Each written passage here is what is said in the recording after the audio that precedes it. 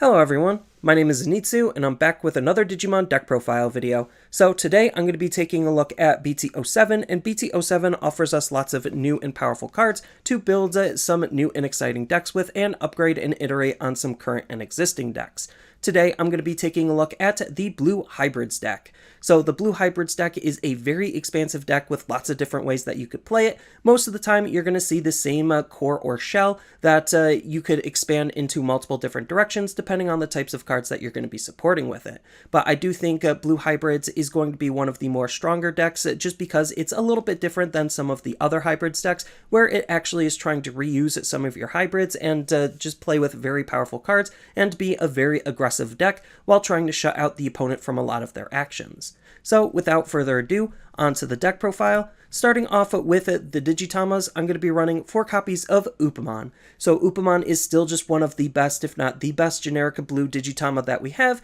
Most of the time, you're going to want your Digitamas in this style of deck to be a draw engine of some sort, so you could use some other cards if you really wanted to, but Upamon is just super easy to use because his inheritable ability states when attacking once per turn, if an opponent has a Digimon with no Digivolution sources in it in play, then we get to draw 1 card, and we are playing around a little bit with trying to trash the opponent's inheritable sources to gain some various other benefits. So it just makes Upamon that much easier to use for this style of deck as a good draw engine on our Digitamas. And then as far as the 5th Digitama of the deck goes, it could really be anything you want it to be if you even want to run a 5th Digitama. I'm choosing to run 1 copy of Kyaromon just because it's acting very similar to Upamon, where it has this nice inheritable ability that's allowing us to draw a card, but the condition on how we're drawing is a little bit different, where this is when we're trashing the opponent's Digivolution source, we get to draw 1 card, where Upamon is just attacking for them having a Digimon without a Digivolution source. So there are pros and cons to both, and I really like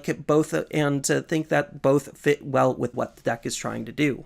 Next, on to the level 3s, I'm going to be running 4 copies of Strabimon. So this is the BT04 version of Strabimon, and this is just your deck's stereotypical digger. So you get to look at the top 3 and add 1 hybrid Digimon and or 1 blue tamer from among them into your hand, and then the rest go to the bottom, so that way you could try to find not only your Digimon to actually use, but your tamers to try to set up said Digimon. Next, I'm going to be running 4 copies of Strabimon. So this is the BT06 version of Strabimon, and this Strabimon is pretty good for its inheritable ability. So this is a Strabimon we're going to want to try to use off of our Digitamas because it has a really good inheritable ability of when attacking once per turn, if this Digimon is a hybrid or a 10 warriors, then we get to gain 1 memory. So for basically any of our higher level Digimon attacking with the Strabimon underneath, we're going to be gaining a memory, and that just allows us to make our plays a little bit more efficient and make some good follow-up plays with as a result. Next, I'm going to be running 4 copies of Strabimon.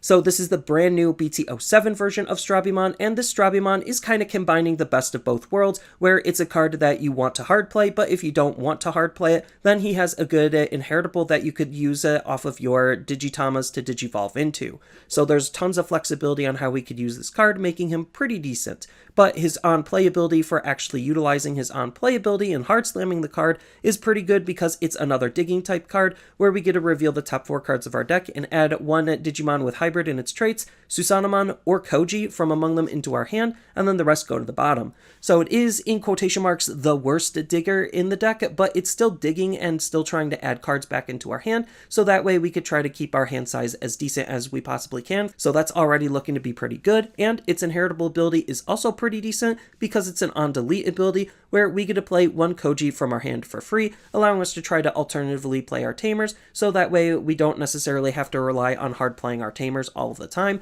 making this Strabimon just a very good card to be using, especially with any of our higher level Digimon. And then the last level 3 of the deck is going to be 4 copies of Bokomon. So Bokomon is an absolutely insanely powerful card for any hybrid deck to be using, so that's why we're running him. What he's doing is, for being a white Digimon, we're always going to have to hard play him, but that's okay because he has a really good on-play ability that we want to take advantage of being one of the best diggers in the deck. So his on-play ability states that we get to reveal the top 5 cards of our deck and add 1 Digimon with hybrid in its form or 10 warriors in its type, and 1 tamer Tamer card from among them into our hand, and then the rest go to the bottom. So it's doing almost the exact same thing that the BT04 Strabimon is doing, just a little bit better because it has more cards it could pull from, and it has more cards that we could dig through. So this is just a really good card to try to help fix our hand and try to see our parts and pieces. And then on top of that, he has another really good ability for just being on the field, where during your turn, once per turn, when a Tamer digivolves, then you get to gain 2 memory. So basically, anytime your hybrids are digivolving on top of your Tamers, he's basically paying for that evolution, and that's just really good because we can make some very powerful follow-up plays because we could digivolve into our hybrids relatively efficiently. And then speaking of our hybrids that we're going to be using to digivolve off of our Tamers, next onto the level 4s, I'm going to be running 4 copies of Kumamon. So Kumamon is basically replacing Lobomon because this is basically Lobomon Plus. So he's doing the exact same thing as Lobomon, where we could digivolve on top of a blue Tamer, as if that blue Tamer was a level 3 Digimon, so your stereotypical hybrid thing, and on top of that, he even has an upside where he has a when digivolving ability, where we get to trash out 1 Digivolution source from the bottom of one of the opponent's Digimon. So it is trying to actively trash the opponent's inheritables, so that way we could set up some of our various other abilities, and even though this card, stat-wise, is a little bit weaker than Lobomon, just the use of that ability makes him a little bit better because of how we could use him.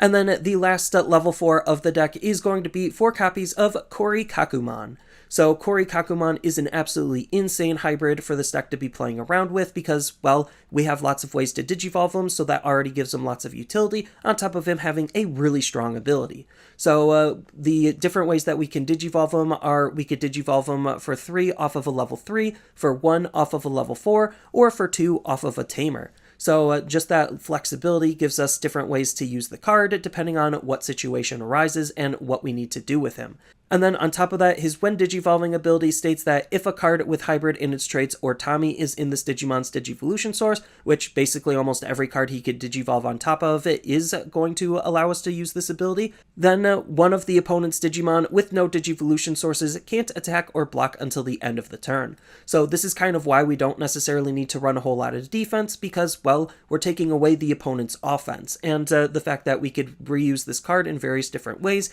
makes it just a very strong card for us to be using in this style of deck.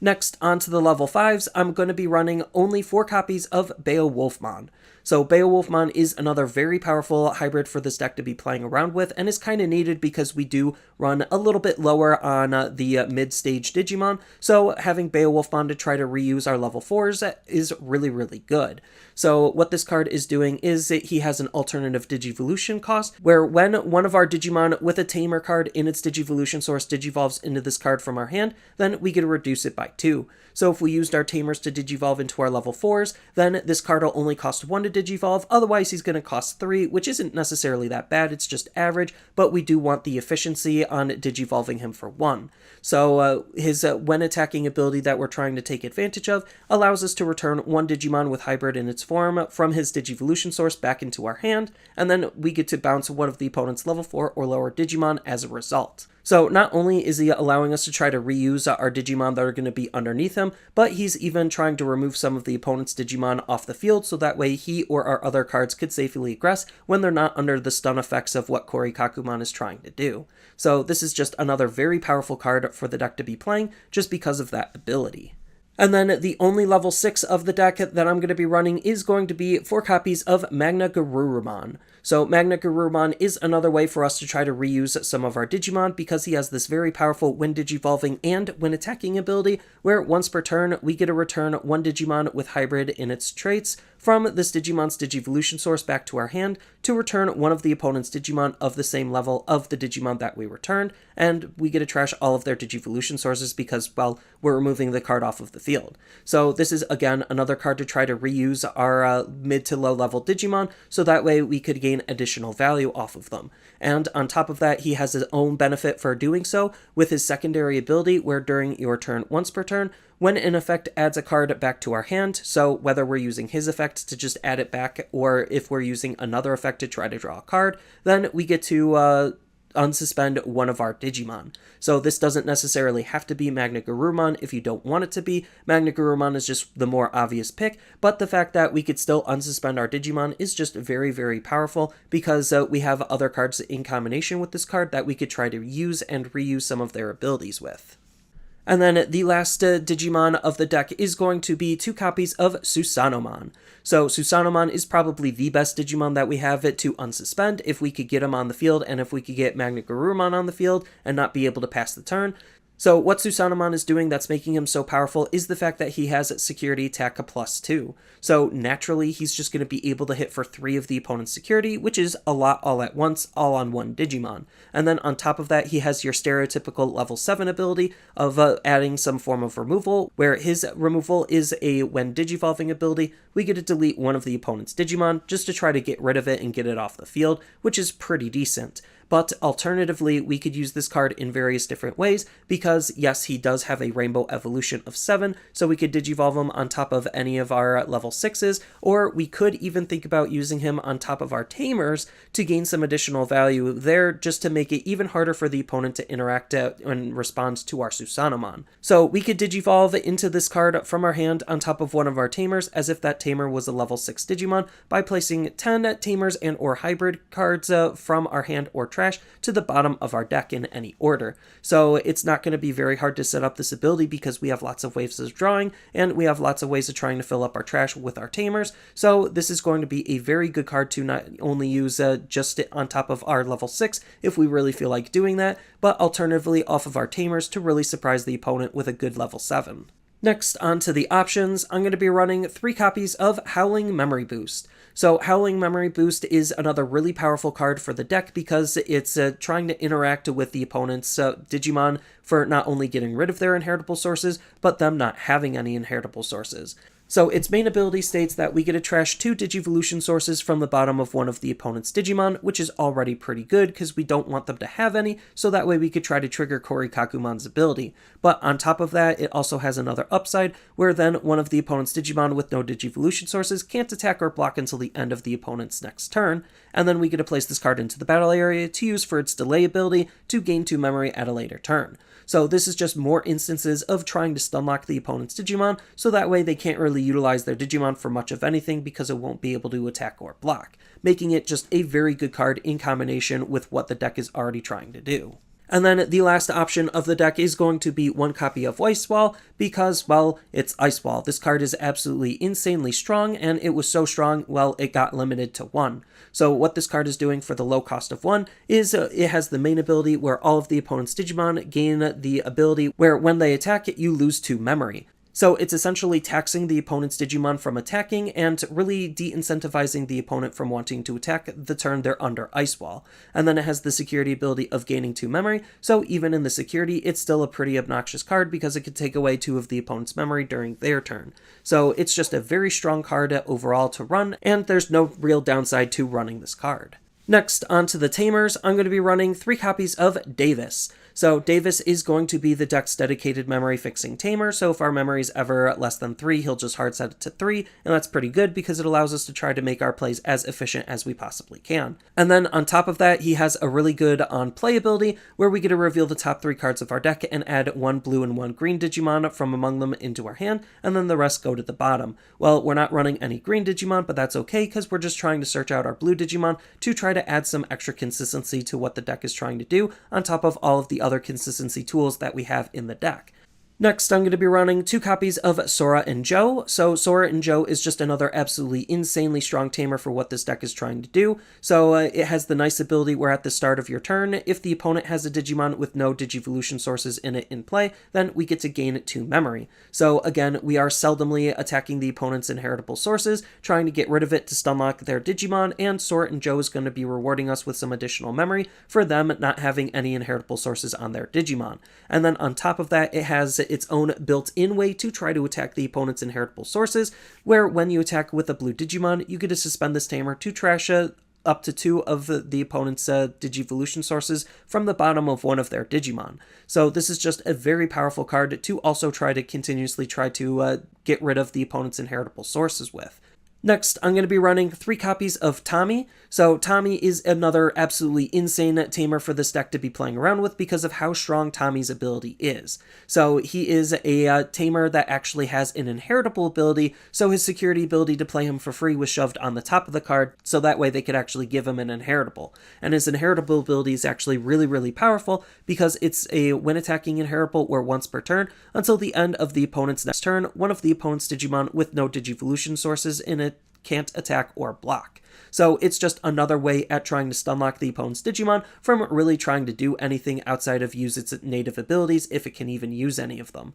So this is just another really powerful card to just continuously try to stunlock, and the fact that this is an inheritable ability on a tamer just makes it really, really strong. And then on top of that, he has his own native on-play ability, where we get to trash 3 Digivolution sources from the bottom of one of the opponent's Digimon, so he himself, just for playing him, is trying to get rid of the opponent's inheritables, so that way we have the conditions met to try to stunlock their Digimon, making him just another really powerful tamer for the deck. And then the last tamer of the deck is going to be 4 copies of Koji. So Koji is a pretty decent tamer for the deck because he has some really good synergy with MagnaGarurumon and is an alternative way for us to try to use MagnaGarurumon in case we don't want to Digivolve it on top of our level 5. So Koji is another tamer with an inheritable ability, and his inheritable ability is pretty decent, where it states that during your turn, once per turn, when an effect would add a card to your hand, then you get to gain a memory, then this Digimon can't be blocked for the turn. So not only is he gaining you a memory for basically doing what the deck is trying to do, which is draw cards and add back your inheritable sources to your hand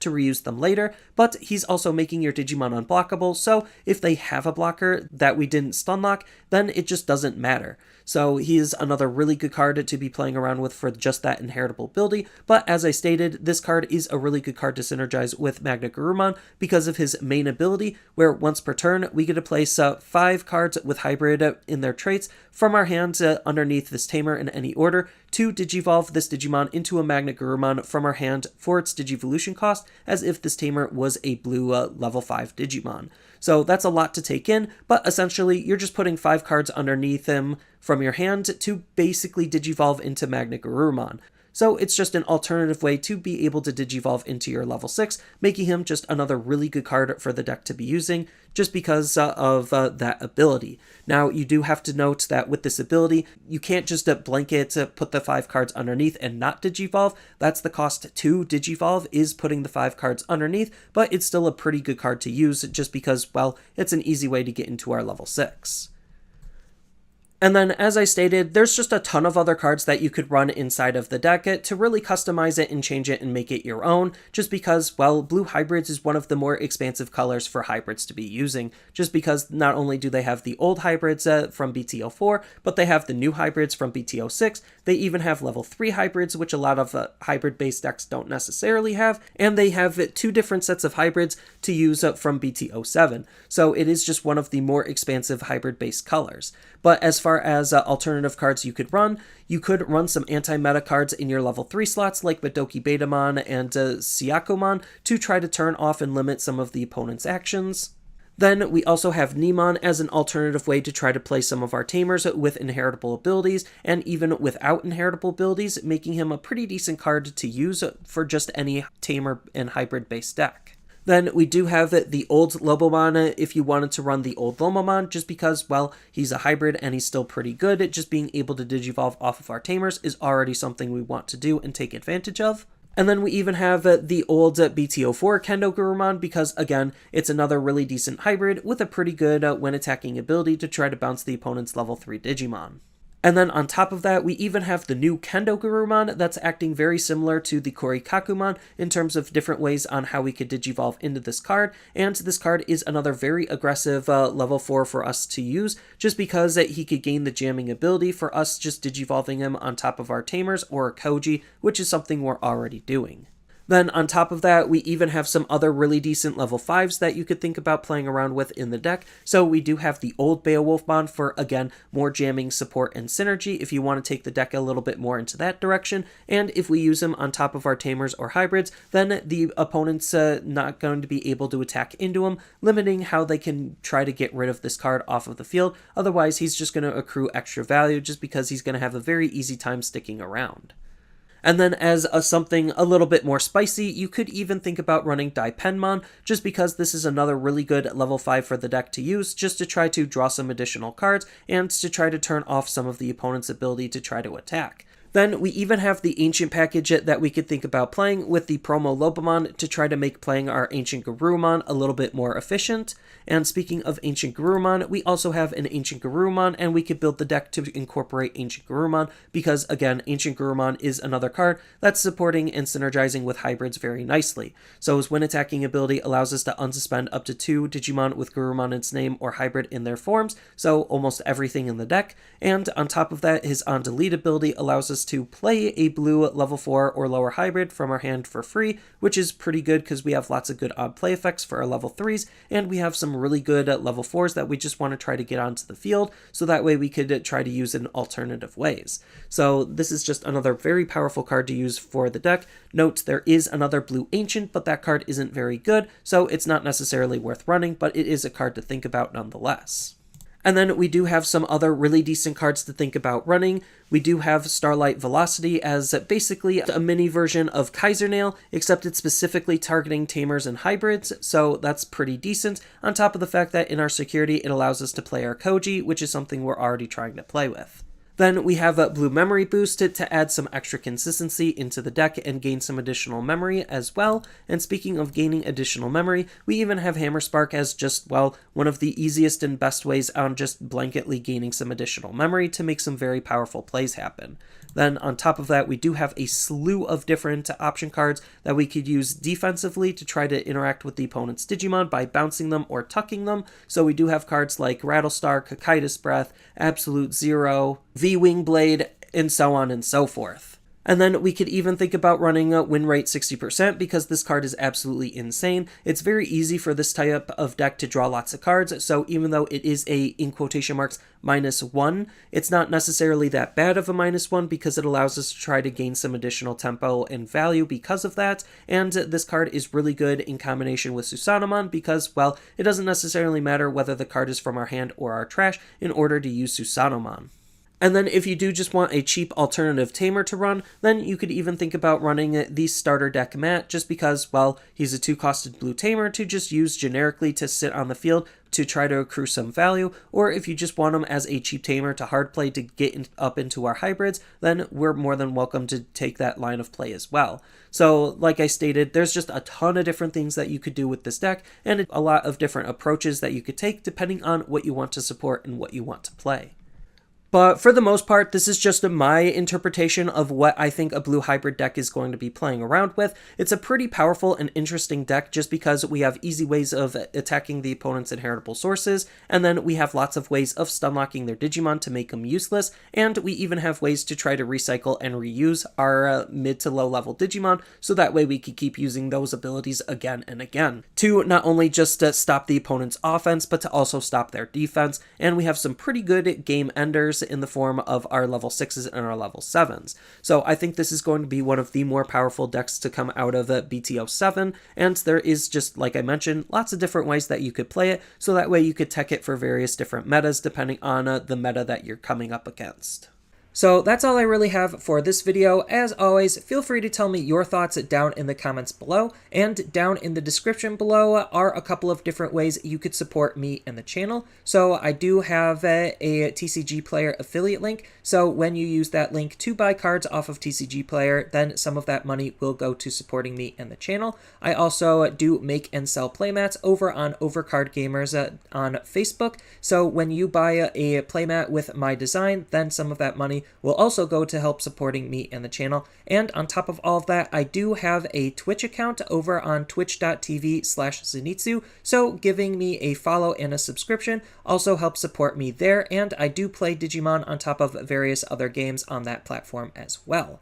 So thank you everyone for watching, and as always, don't forget to like, share, and subscribe for more content, and I'll see you in the next video.